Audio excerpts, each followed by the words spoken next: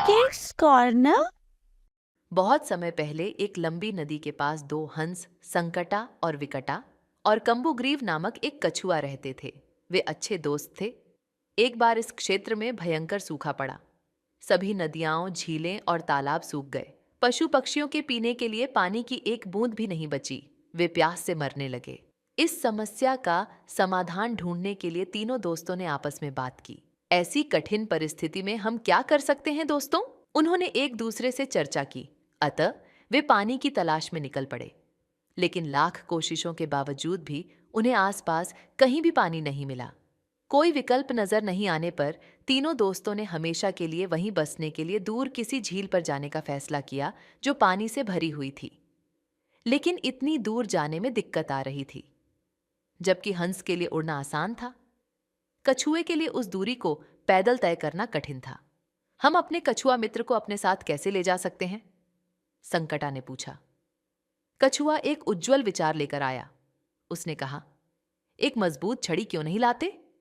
मैं छड़ी को बीच में अपने मुंह से पकड़ूंगा और तुम दोनों छड़ी के दोनों सिरों को अपनी चोंच में पकड़ सकते हो। इस तरह मैं भी तुम्हारे साथ यात्रा कर सकता हूं।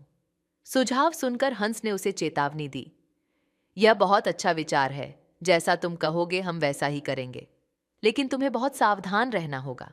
तुम्हारे साथ समस्या यह है कि तुम बहुत बातूनी हो। और यदि तुम अपना मुंह खोलते हो कुछ बोलो, जब हम उड़ रहे होंगे तो तुम गिर कर मर जाओगे। इसलिए जब तुम छड़ी के सहारे लटक रहे हो तो बात मत करो।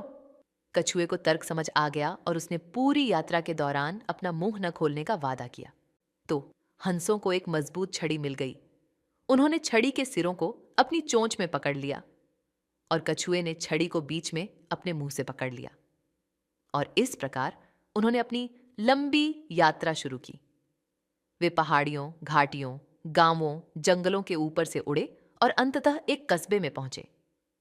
जब वे शहर के ऊपर से उड़ रहे थे तो पुरुष, महिलाएं और बच्चे इस अजीब दृश्य को देखने के लिए अपने घरों से बाहर निकल आए। बच्चे चिल्लाने लगे और तालियां बजाने लगे।